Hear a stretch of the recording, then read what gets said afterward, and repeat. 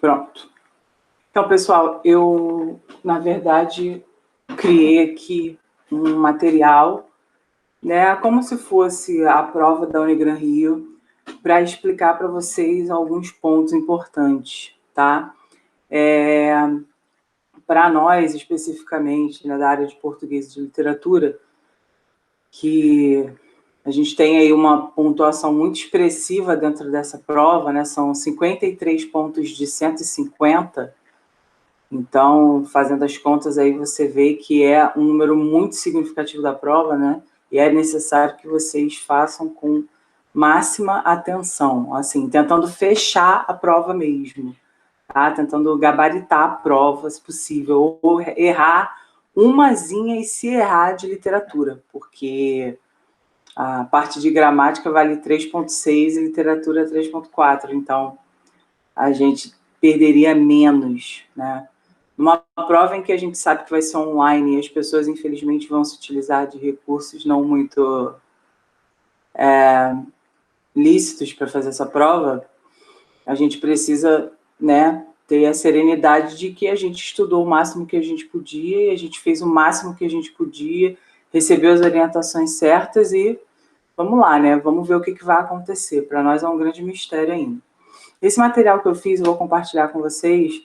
E aí, na verdade, eu fiz assim, eu fiz um material, deixei no modelo editável para acrescentar algumas coisas. Tem um fechadinho com os gabaritos, tá? E tem um em PDF. Eu vou postar aqui o editável porque a gente vai completando, tá? Na verdade, eu não tenho a pretensão de fazer as 15 questões. Eu, na verdade, quero mostrar a você como que a prova vai vir, para que você amanhã não tenha surpresas, tá? Então, vou projetar.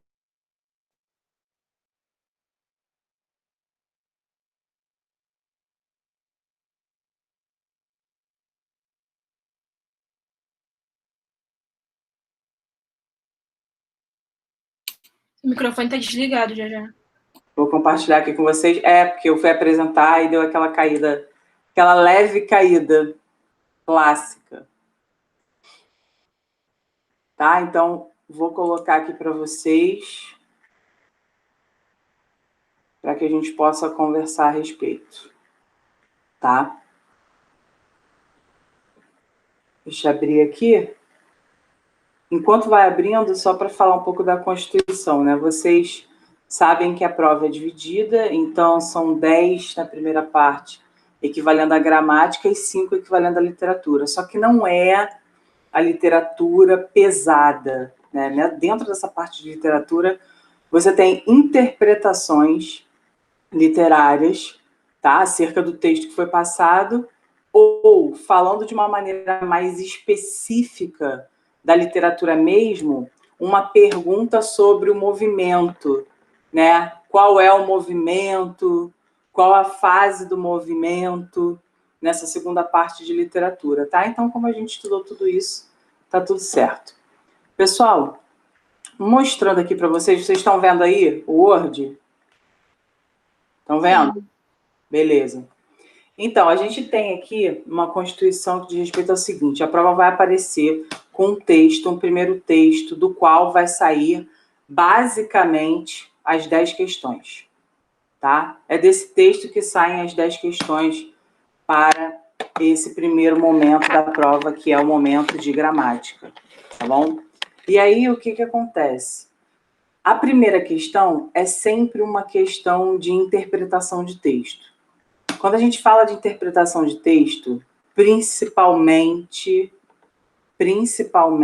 para as questões que se baseiam em um texto e não na comparação de vários, a gente tem que prestar atenção em 3 situações, tá? Então, agora eu vou começar a falar, pessoal da Unigran Rio, anota, tá? Então, olha só. Nós nos baseamos em 3 questões importantes na interpretação. Nós temos, dentro da Constituição, de questões interpretativas, a seguinte ideia: 3 opções nós vamos conseguir eliminar pelo caráter de redução, pelo caráter de extrapolação e pelo caráter de contrariedade. Esses 3 erros, nós já conversamos muito sobre eles, tá? Esses 3 erros, eles dizem respeito à questão de como uma banca faz para pegar você nessas questões de interpretação de texto. Então, por exemplo, ele faz uma pergunta mais geral, tipo essa aqui, ó. De acordo com o texto, ou seja, todo ele, assinale a alternativa que apresenta corretamente qual era o objetivo da pesquisa. A pesquisa que foi falada aqui em cima nesse texto. Aí quer dizer, o que seria... Esse enunciado diz para a gente o quê? Esse enunciado diz para a gente que a gente vai ter de olhar esse texto como um todo. Então, respostas que digam respeito a um trechinho, a um período, não podem ser respostas certas. Trechos que lidem com informações que não estão dentro desse texto 1, que estão fora, que nós temos, na verdade, de levar as últimas consequências do nosso pensamento para a gente poder entender, são questões que extrapolam o texto. O nosso foco é aqui dentro. As questões da Unigran Rio de interpretação que vão aparecer para vocês são questões que lidam com o que está dentro do texto e não o que está fora, ok? É muito importante que você saiba disso para você não ficar viajando, tipo assim, e agora? Será que isso aqui, essa informação que está falando na B é verdadeira? Porque, de fato, na minha vida real é verdadeira. Mas, para o texto é verdadeiro? O que importa para a gente é o texto.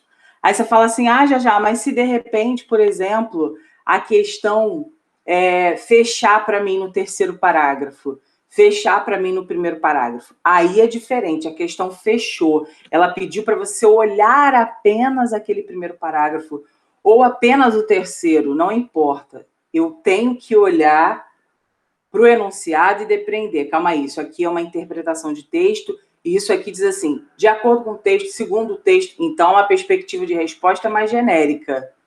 Agora, se o meu enunciado disser no 2º parágrafo a ideia principal, aí você, fecha na questão do olhar reduzido. Então, esses 3 pontos que eu conversei com vocês, né, a interpretação por extrapolação, que é quando você foge dos limites, a interpretação por redução, que é quando você até responde, até na opção tem algo dito ali no texto, mas que não é visto de uma maneira muito ampla. E a contrariedade, que é quando você entende o contrário daquilo que você leu, esses 3 pontos já são 3 pontos que vão ajudar vocês a eliminar a questão, tá? Então, repetindo, enunciado é tudo, pessoal. Um enunciado que diga de acordo com o texto é uma coisa mais geral. Um enunciado que diga segundo o 3º parágrafo é uma coisa mais reduzida, tá? Opções. Opções que reduzem muito, como enunciados mais genéricos, devem ir embora. Opções que falam até a verdade, mas não a verdade que está dentro do texto, vista por você, elimina também. Opções que digam o contrário daquilo que você entendeu do texto, elimina. E aí você vai ficar entre 2. Essas 2, dentro dessas 2, você vai marcar aquela que é mais certa de acordo com o que o enunciado te pediu. Um enunciado mais genérico pede uma resposta mais genérica.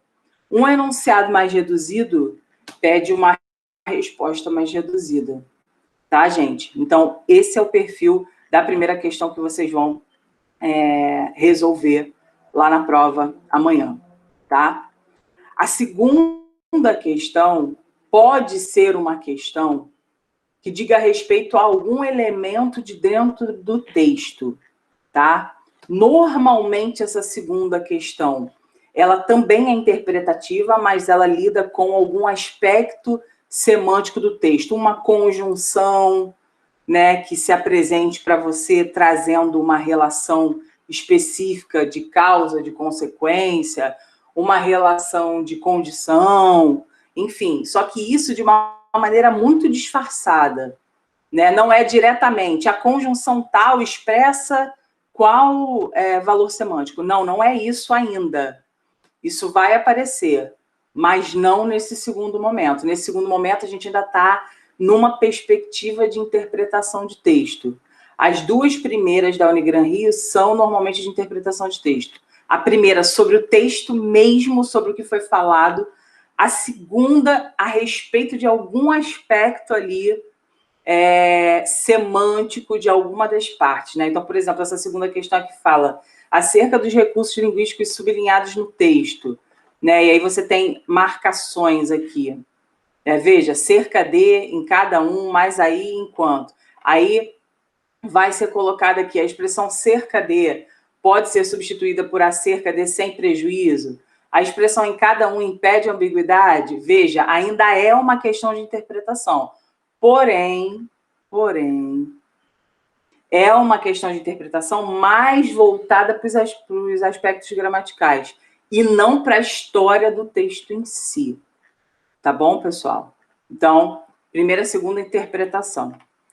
Essa terceira questão aqui é uma questão de vocabulário. Então, o que eu estou fazendo com você agora? Não sei se você percebeu. Eu estou falando para você o que vai cair em cada uma das questões, para você já chegar lá, no caso, quando você acessar a prova, já chegar preparado. Pô, isso aqui é a interpretação que a já falou. A 1 e a 2 são a interpretação. Show. A terceira, vocabulário. Então, o que é vocabulário? O cara vai te dar uma palavra, ele vai tirar uma palavra do texto dentro de uma frase, ele vai te dar essa palavra, vai destacar essa palavra. E aí, o que acontece? Você vai ter de dizer por qual palavra a gente poderia substituir sem alterar sentido, tá? Aí você fala assim, já, mas já caiu pedindo qual é a opção que altera sentido? Já. E aí, quando a gente tem questões que mantêm ou alteram sentido, a gente tem que pensar no seguinte, por exemplo, esse trecho aqui fala, onde há maior engajamento das pessoas no trabalho? É uma questão que está lá no texto, né? Aí ele está pedindo para substituir sem prejuízo semântico. Substituir sem prejuízo semântico é uma substituição que lida ali com a questão da sinonímia, né? Então, você reproduz aquilo ali de maneira semântica igual. Então, a gente olha aqui, engajamento. O que é engajamento? Aí você vai ver, olha só, dá uma olhada, faz uma análise dessas opções aqui, olha só. Desprezo, envolvimento, conforto, aceitação e desapego. Aí tu olha assim, pô, engajamento. Onde há maior engajamento das pessoas no trabalho? Hoje a gente fala muito sobre engajamento nas redes sociais, quem trabalha com mídia, com marketing digital, a gente está sempre seguindo essa galera no Instagram, então a gente sabe o que é engajamento das pessoas. As pessoas se engajam em situações com as quais elas mantêm algum nível de identificação.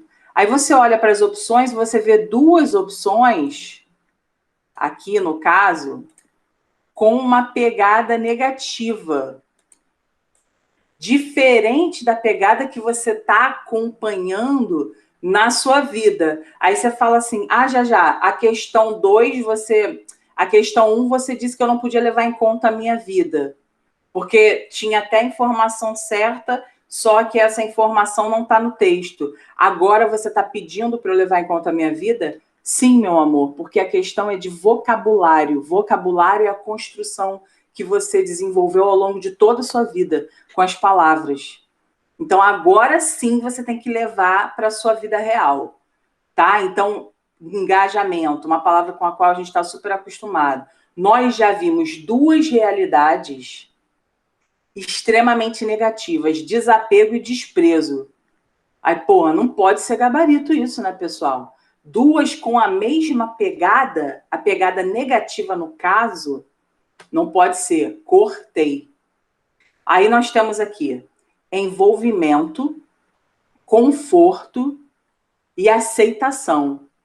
Aí você vê aceitação, conforto, são duas palavras de um viés mais positivo. Então, eu aceito aquilo e estou bem com aquilo, estou confortável com aquilo. Mas aí eu tenho onde há maior engajamento das pessoas no trabalho. Aí o engajamento mostra para mim onde há aceitação das pessoas no trabalho, onde há conforto das pessoas no trabalho, ou onde há envolvimento das pessoas no trabalho. Onde há envolvimento das pessoas no trabalho. Então, aqui a gente já tem uma clara questão, é uma questão que a gente não pode errar de jeito nenhum, porque ninguém vai errar, tá? Lembre-se, agora a gente está online, então a chance de o cara fazer a prova com um dicionáriozinho do lado é muito grande. Ou então com uma abinha do lado, abertinha para jogar no Google, é grande. Então a gente não pode errar essa, tá? A gente vai fazer esse esforço. Pessoal, tá tudo bem até agora? Fala comigo. Tá tudo certo? Tudo certo.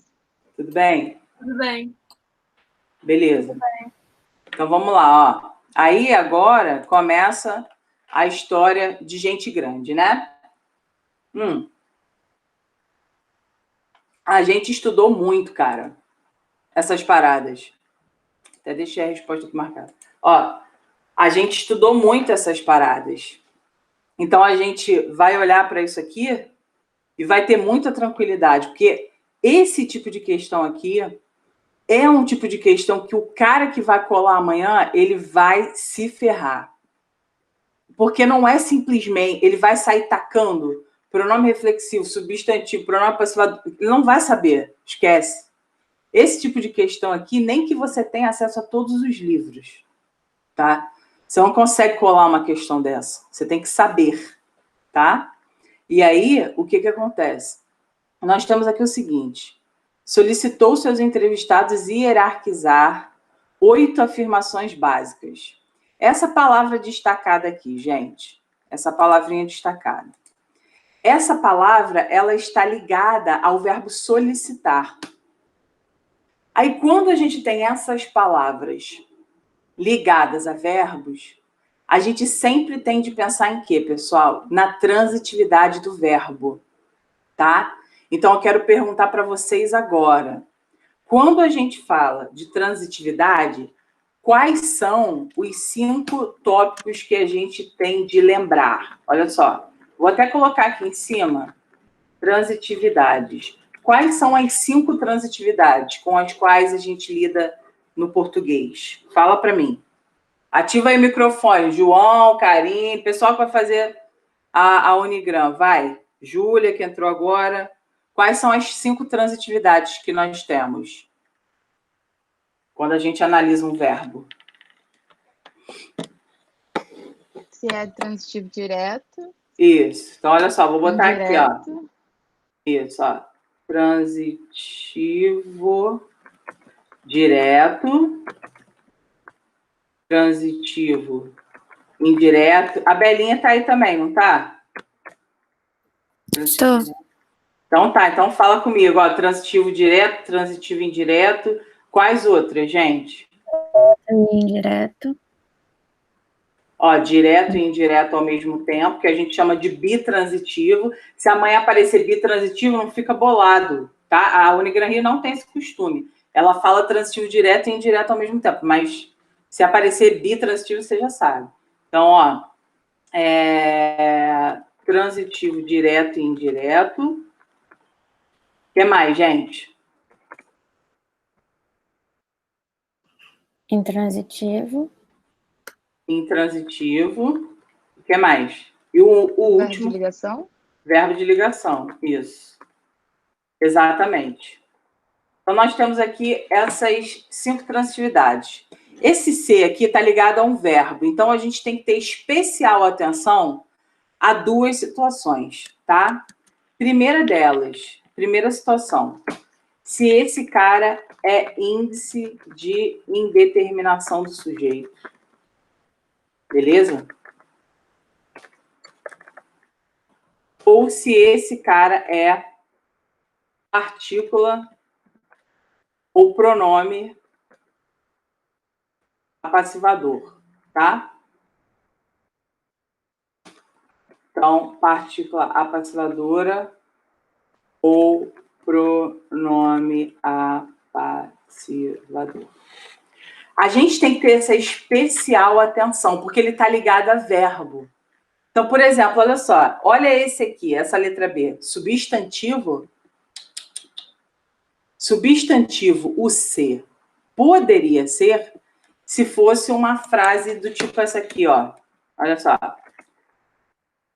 Este ser é um pronome? Se fosse essa frase aqui, aí esse cara aqui seria um substantivo. Por quê? Nós substantivamos esse cara. Quando a gente coloca um pronome ou um artigo antes de qualquer palavra, a gente substantiva essa palavra. Tá? Então, aí, nesse caso, ok. Tudo bem, seria um substantivo. Mas, para nós aqui, ele está ligado a verbo. Então, não pode ser. Vou tirar esse cara. Pronome reflexivo.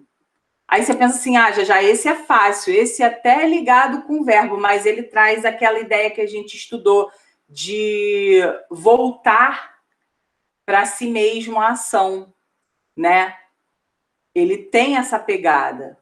Eu posso ter pronome reflexivo quando o ser volta para mim, tipo, olhou-se no espelho, tá?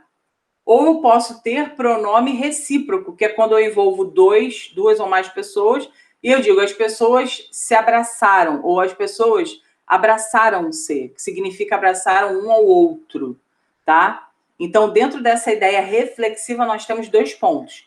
Pronome reflexivo clássico, que é quando eu tenho, por exemplo, olhou-se no espelho, e aí olhou a si mesmo, pronome reflexivo, ou quando nós temos abraçaram-se longamente.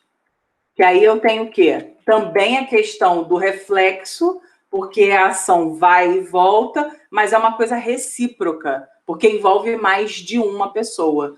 E aí, esse carinha aqui seria o recíproco e esse carinha aqui seria o reflexivo clássico. Tá bom, pessoal? Gente, alguma dúvida nisso? Ou tá dando para acompanhar? Fala comigo. Dá para acompanhar.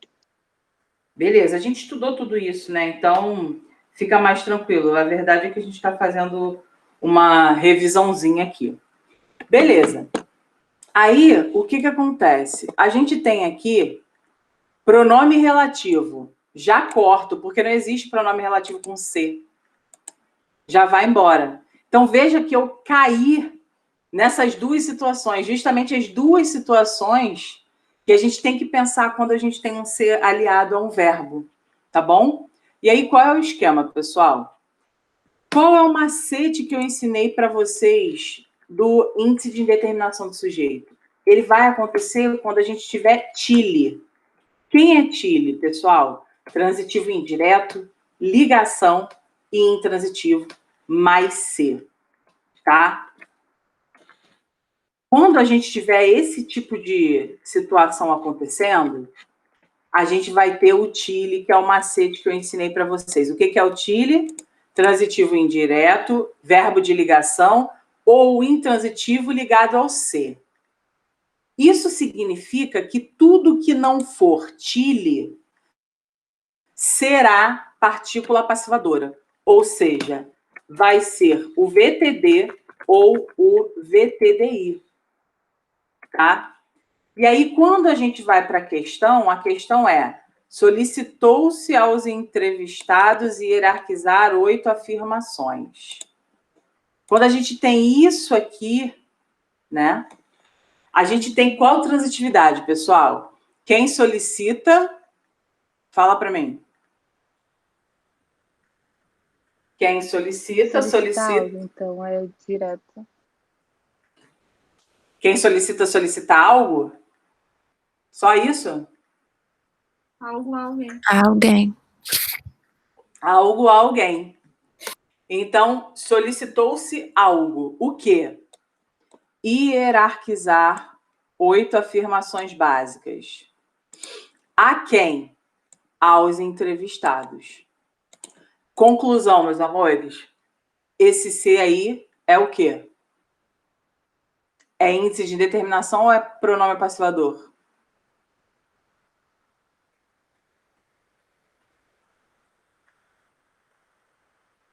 Fala comigo. Apassivador. Apassivador. Porque você tem aqui, ó, ou VTD ou VTDI. E aí fica fácil pra gente. Ah, já, mas olha só, eles estão mais acostumados a colocar o pronome apassivador com um verbo transitivo direto. Verdade. Nas provas anteriores, nós vimos coisas como vendem-se frangos, exatamente essa frase. Aluga-se casa. A gente viu isso. Só que vai que a Unigran Rio tenta dar uma dificultada, aspas, muitas aspas, botando um outro perfil de verbo. Não importa pra gente. Gente, quem sabe, sabe, sacou? E a gente sabe. Então, pode vir com VTD, pode vir com VTDI, não interessa. A gente vai conseguir marcar como gabarito o pronome apassivador, que é, na realidade, a resposta certa, tá? Então, não se esqueça. Para ser índice de determinação do sujeito, Chile. Para ser pronome apassivador, as transitividades que sobraram, tá? No caso aí, o que sobrou, VTD ou VTDI. Alguma dúvida sobre essa questão ou posso ir para 5, pessoal?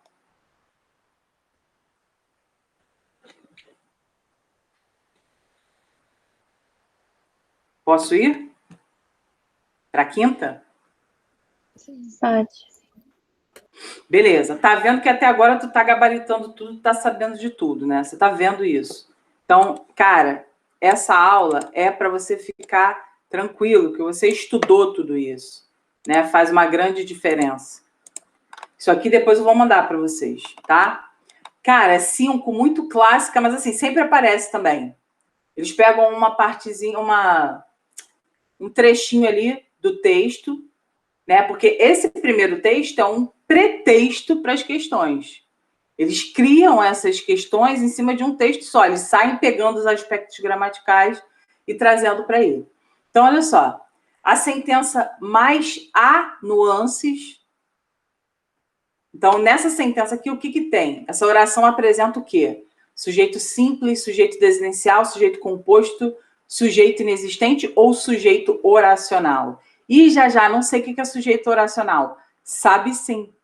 Sujeito oracional é quando uma oração é uma oração subordinada subjetiva. Você estudou isso comigo. Lembra disso? Uma oração pode ser sujeito. Você sabe disso. A gente já viu isso. Só que aqui a gente tem um verbo só. Então não tem como ser essa situação, porque para ser uma oração subjetiva, tem que ser uma oração subordinada. Para ser uma oração subordinada, o período tem que ser composto, ou seja, tem que ter 2 ou mais verbos. Aqui a gente só tem um verbo. E esse verbo aqui, ele é o haver com sentido de existir. Haver com sentido de existir é impessoal. O que é ser impessoal na língua portuguesa? É não ter sujeito. Então, se não tem sujeito, ó, aqui, ó, vai embora tudo isso. Tem que tudo vai embora. Vai tudo embora. Tá? Isso aqui a gente já sabe que não pode ser, só vai sobrar para a gente sujeito inexistente. Tá? Uma coisa importante para falar para vocês em relação à prova de amanhã, com essa ideia aí de verbo, do verbo haver, né, no caso. A Unigran Rio, por vezes, ela já... Como eu posso dizer? Ela já colocou orações, e aí ela pedia para você passar do verbo haver para o verbo existir. E aí tem aquela pegadinha que eu lembro de ter conversado com vocês, que é o quê? Gente, verbo haver com sentido de existir não tem sujeito. Mas quando eu pego existir mesmo, tem sujeito e vai para o plural. Então, se ali, em há nuances, a questão pedisse para eu passar para o verbo existir, como é que ficaria essa frase, pessoal? Existe nuances ou existem nuances? Fala para mim.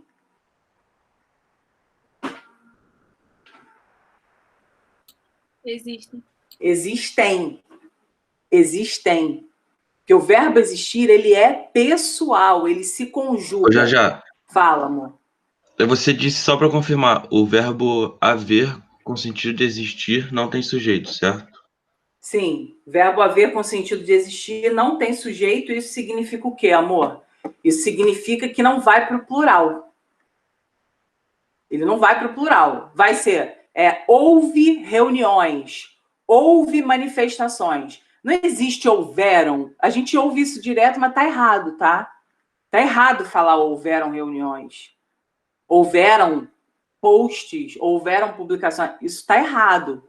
A gente ouve, mas está errado. Verbo haver, com sentido de existir, ele não vai para o plural. Ele não se conjuga, ele não tem que concordar com sujeito nenhum, porque ele não tem sujeito.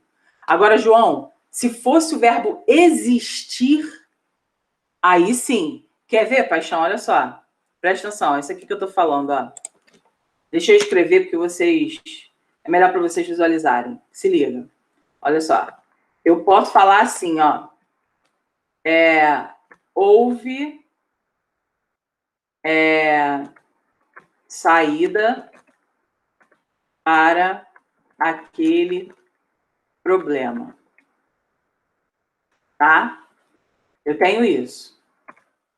Agora, se essa questão pedir para eu passar para o verbo existir, eu vou botar o quê? Existe, tá? Saída para o problema. Tá? Beleza. Aqui a gente não vai ter dúvida porque a gente está falando de algo no singular. Agora, se tiver assim, João, olha só. Houve momentos difíceis. Como é que seria passar para o verbo existir? Existiram momentos difíceis. Ah, já, mas por que você está falando isso? Por que agora foi para o plural? Porque, amor, existir é um verbo pessoal. Ele vai para o plural. Haver com o sentido de existir é impessoal. Ele não vai para o plural. Tá entendido, João? Sim, entendi, sim. Então, olha só, amor. Uma outra questão que poderia aparecer para você. Olha só, presta atenção. O que existe? Momentos difíceis. Sujeito simples. Sujeito simples. O que houve? Não sei, não tem sujeito. Oração sem sujeito. Sacou? Por quê? Haver sentido de existir é impessoal, não tem sujeito. Agora, o existir propriamente dito, tem sujeito. Beleza ou não? Tá, tranquilo, consegui entender. Show. Vamos para a próxima. A classificação morfossintática do que? Isso aí pode ter certeza. Tu vai dar de cara com uma dessas amanhã, tá? Então, a classificação morfossintática do que? Na oração, pessoal, isso aqui pra gente é mole. Mole, a gente estuda pra caralho isso. Seria explicada de acordo com o grau de confiança que o entrevistado teria sobre a utilização de suas capacidades pessoais no trabalho. Pessoal, de acordo com o grau de confiança, o qual, ou de acordo com o grau de confiança, isso o entrevistado? O que você acha?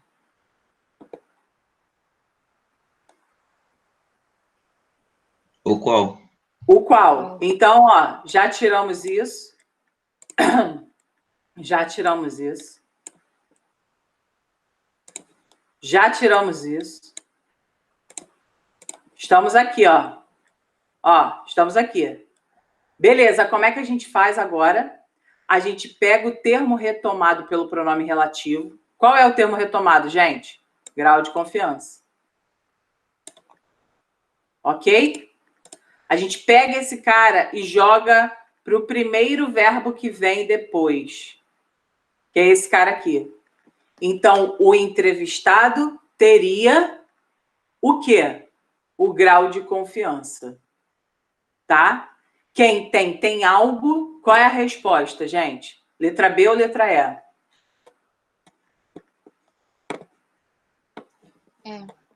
Exata. É isso aí. A letra E é a resposta. Por quê? Ó, o grau de confiança o qual o entrevistado teria. O que o entrevistado teria? O grau de confiança sobre a utilização de suas capacidades. Moleza pra gente. Moleza pra gente. Estudamos isso. 7. No período destacado a seguir, para responder essa pergunta, a consultoria Marques fez uma pesquisa. Qual é a justificativa dessa vírgula aqui, pessoal? Para responder essa pergunta, vírgula, a consultoria fez uma pesquisa. A vírgula está aí para quê? Para introduzir um aposto resumitivo. Eu estou resumindo alguma coisa aqui? Sim ou não, gente? Fala rápido, por causa do tempo. Vai. Não. Não tô, né? Já vou embora. Ó, fui embora. Tá separando uma enumeração? Não. Não tá fazendo isso. Beleza. Vou embora. Tá separando uma expressão explicativa? O que é uma expressão explicativa? Por exemplo, ou seja, isto é. Tudo isso é explicativo, não é o que está acontecendo aqui. Então, ó, vou embora com isso. Separar um adjunto adnominal deslocado? Nem existe adjunto adnominal deslocado. Existe adjunto adverbial deslocado. Adnominal não. E aqui está falando separar uma oração adverbial. Sim, separar uma oração adverbial. Para responder essa pergunta, equivale a quê, pessoal? A fim de que responda essa pergunta, ou seja, essa oração aqui é uma oração subordinada adverbial final, porque é de finalidade, reduzida de infinitivo, tá? Porque nós temos aqui um verbinho no infinitivo. Então, ou poderiam perguntar para vocês qual é a classificação, ok? Qual é a classificação dessa oração? E aí você diria que é uma oração subordinada adverbial final. Ou eles podem perguntar por que tem a vírgula ali? Aí você sabe que toda oração subordinada adverbial é separada por vírgula, com exceção da consecutiva e da comparativa. Todas as outras são separadas por vírgula, tá? Fica atento a esse tipo de questão, porque ou podem te perguntar qual é a classificação da oração, ou vão te perguntar qual é a razão da vírgula ali. Tudo bem ou não, pessoal? Eu vou até às 10, tá? Porque Leandro saiu às 9, então também vou sair às 10. Não vou sair na hora certa, não. Eu, hein? Ó, vamos lá. Já, você pode só subir rapidinho? Fala. Um segundo. Qual que você A quer? gente tava. Aqui? Da oração adverbial. Ah. O que você quer aqui? Ah, tá. Não, eu tinha uma dúvida, porque separar uma oração adverbial porque tem um verbo ali, é isso? Isso aqui é uma oração, né? Responder é um verbo. E aí a gente tem uma oração com sentido de finalidade. Então, a fim de que responda essa pergunta, a consultoria fez tal coisa. A consultoria fez tal coisa para responder essa pergunta, ou seja, com a finalidade, com o objetivo. Tá? Isso é uma oração adverbial com valor de finalidade. Outra coisa, tá, pessoal? Tudo bem, Júlia, tranquilo.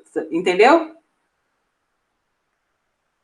Entendi, obrigada. Beleza, nada. Pessoal, outra coisa, talvez nem perguntar a razão da vírgula, nem perguntar a oração, mas perguntar o valor semântico. Aí, bebê, é só dar uma invertida, ver qual é o sentido, ou então nem inverte nada, já viu para que e a fim de quê? Finalidade, tá? Mas dá um confere sempre que você sabe que português é traiçoeiro. Pessoal, ó, questão 8, moleza, identificação de classe gramatical. Análise morfológica é identificação de classe gramatical. Então, ó, o fato de ter colegas que compartilhem os mesmos valores. Fato é o quê? Fato é substantivo. Então, ó, já vou sumir com isso aqui. Tá errado. Beleza? O fato de ter colegas isso ou o fato de ter colegas os quais compartilhem, pessoal? Os quais? Os quais, né? Então já é pronome relativo. Essa já vai embora. Veja como o pronome relativo aparece nessa bodega. É brabo, né? E aqui, ó, que compartilhem os mesmos valores.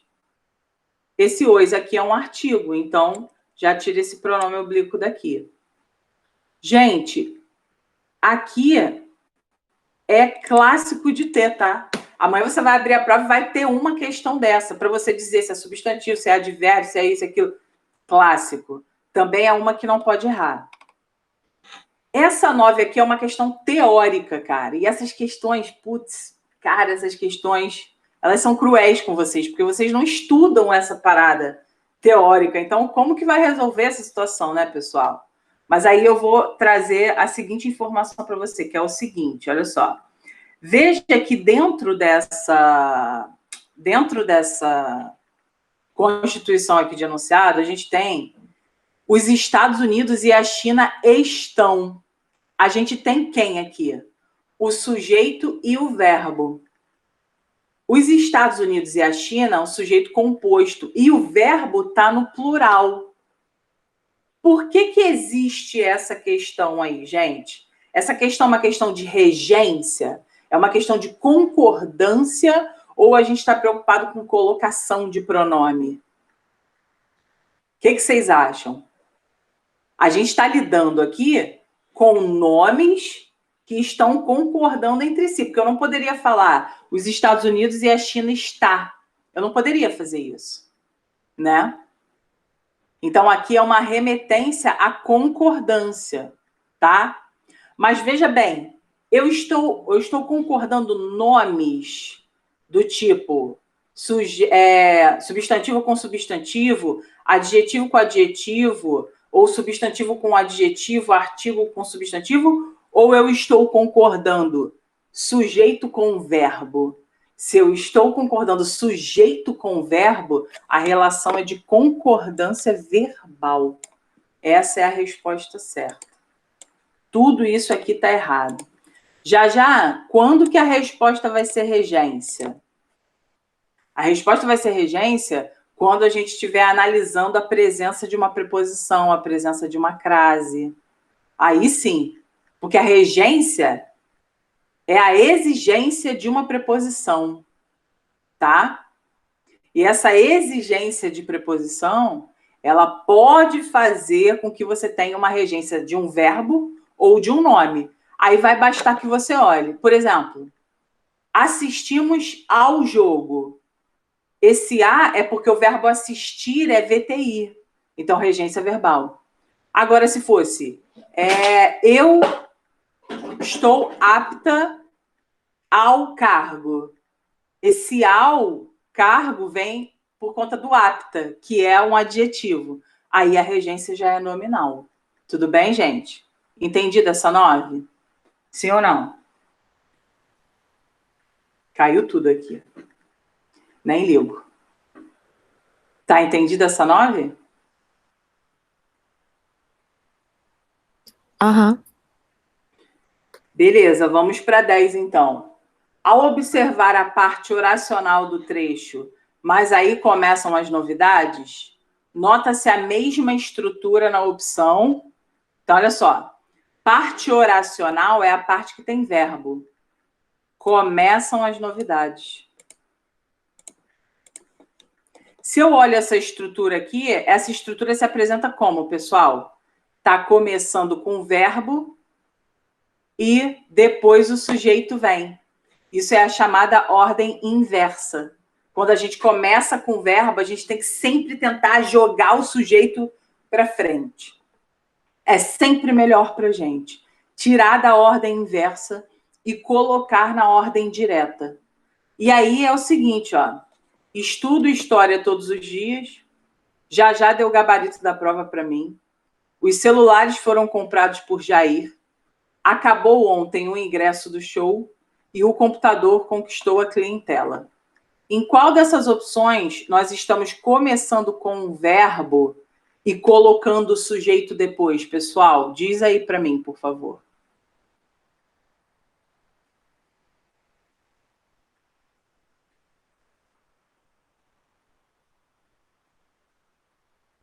Onde nós estamos começando com o verbo e botando o sujeito para depois do verbo?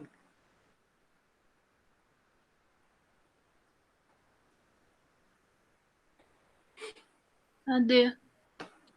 Acabou. Pode falar. Fala, Ju. Não, era D também, que ela respondeu aí. É a letra D. Por quê? Ó.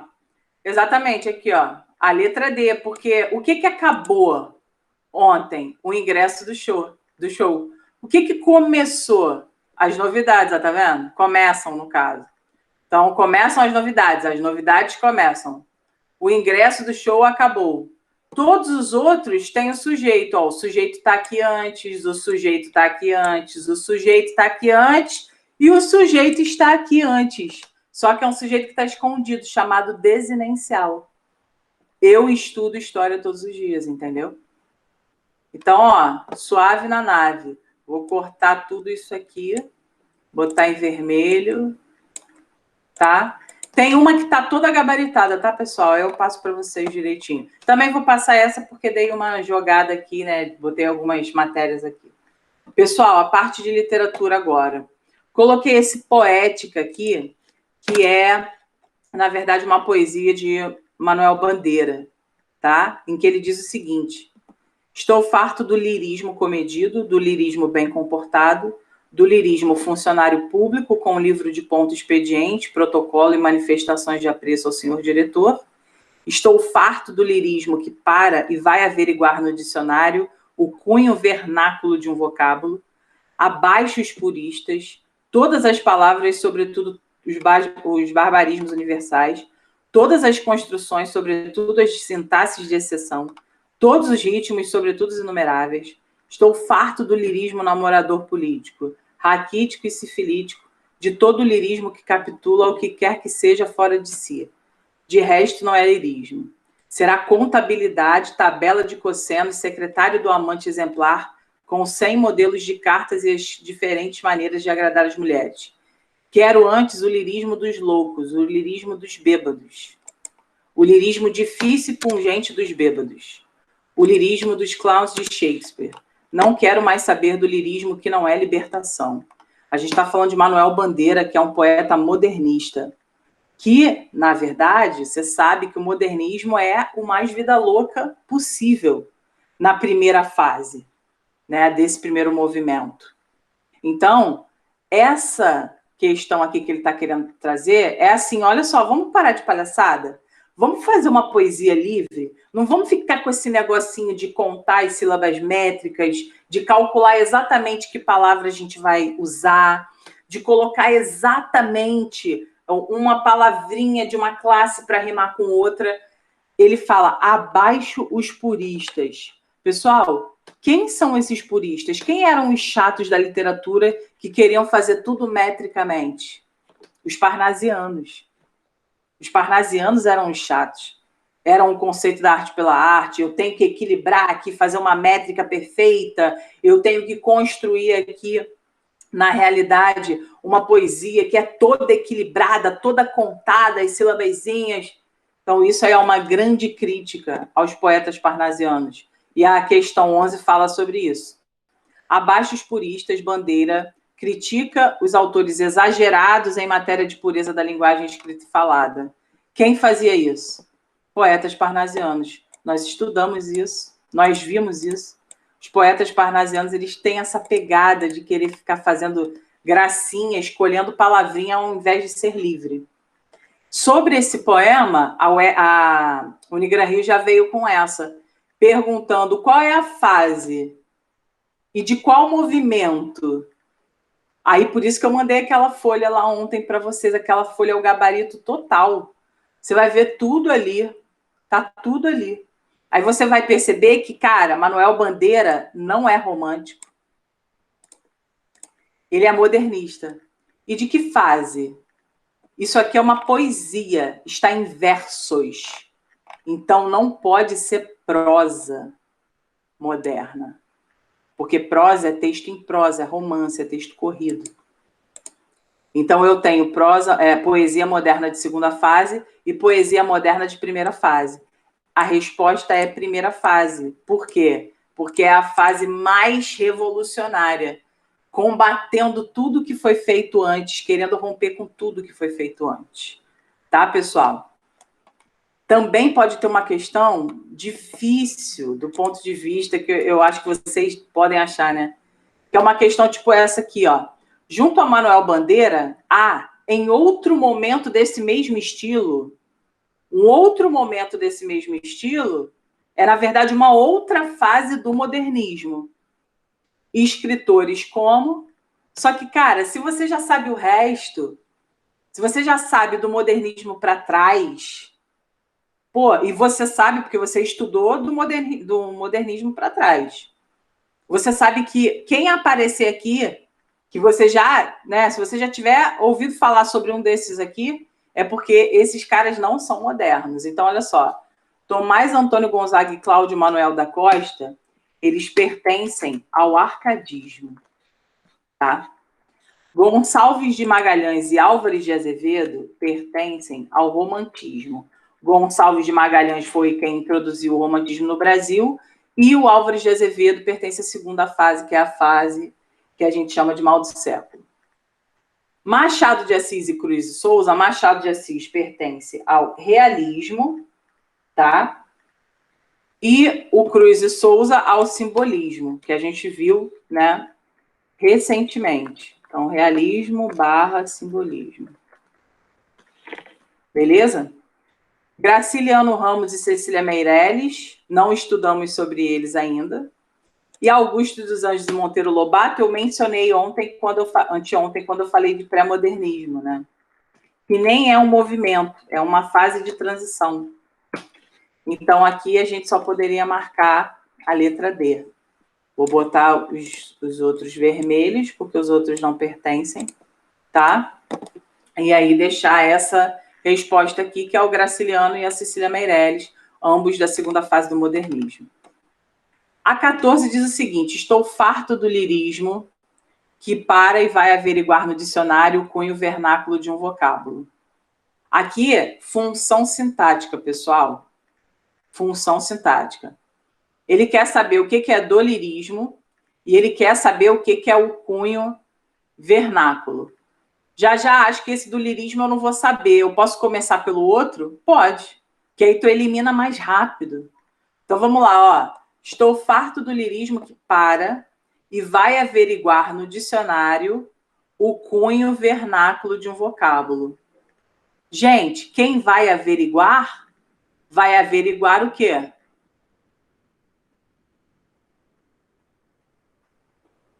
Quem averigua?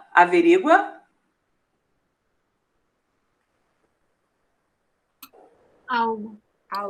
Algo em algum lugar, né? Então, algo, o cunho vernáculo. Isso significa que esse segundo é o objeto direto. Então, ó, vai embora isso aqui. Vai embora isso aqui. Olha só que bênção, gente. Sério. Se utilizem dessa estratégia, tá? Se utilizem dessa estratégia. O Alcides está mandando mensagem aqui, eu vou falar para ele. Rapidinho, só um minutinho. Deixa eu já falar com ele aqui. Alcides, olha só, eles vão demorar 5 minutinhos, tá? Que eu estou fechando aqui, tá bom? Eles estão aqui comigo ainda. Beijo. Ele falou na mesma hora, já libera eles, porque ele sabe que eu estou com vocês. Mas olha só, vamos lá. Pessoal, agora que a gente já sabe que é objeto direto, como é que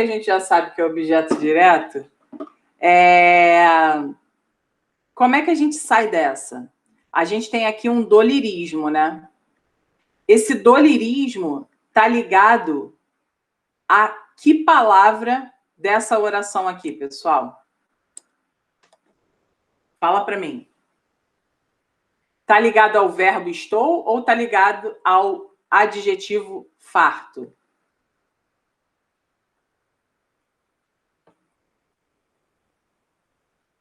Farto? Sim. Porque quem está farto, ou seja, cansado, está farto de alguma coisa. A nossa dúvida aqui é se é complemento nominal ou se é objeto indireto. Pessoal, para ser objeto indireto, a gente tinha que estar com um VTI. Não existe VTI aqui. Existe verbo de ligação e um predicativo do sujeito aqui, que é representado por um adjetivo. Só que esse adjetivo é um adjetivo que precisa de complementação. E essa complementação é dada pelo complemento nominal. Então, letra C é nosso gabarito. A gente corta D.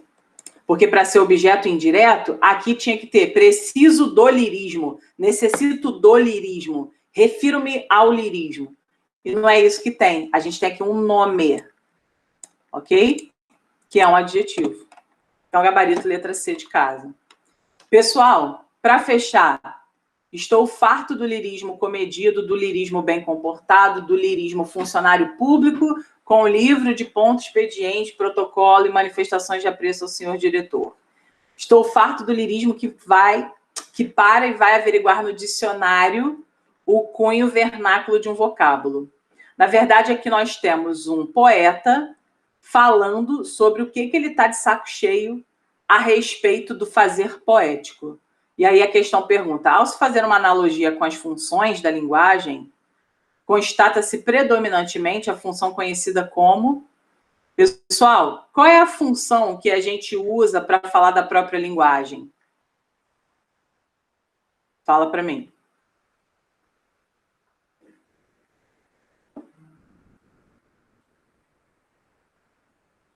Qual é a função da linguagem que a gente usa para falar da própria linguagem? Meta? Isso. Metalinguística. Não é poética, não é emotiva, não é fática, não é referencial. Ah, já eu achei que fosse poética porque é um poema. Não vai nessa, hein?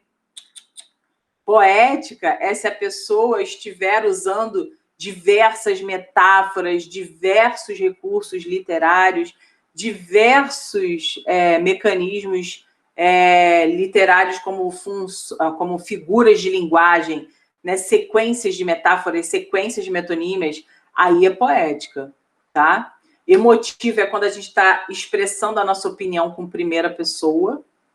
Fática é quando a gente mantém o contato, né? O diálogo. Tudo bem, pessoal? E aí? Oi, bom dia, tchau. E referencial é quando a gente está informando algo sem subjetividade. E aí aqui só poderia ser, de fato, metalinguagem, né? Metalinguística, porque ele é um poeta falando do fazer poético de outros poetas, que são os poetas do parnasianismo, a quem ele faz uma crítica pesada. Tá bom, pessoal? Bom, é isso. Eu espero que eu tenha ajudado vocês e tenho certeza que sim, porque a prova vai vir dentro desse viés. E, cara, eu tô aí o dia inteiro, tá? Qualquer coisa que você precisar, só mandar mensagem, tá bom? Excelente prova para vocês, vai dar tudo certo. Na verdade, já deu.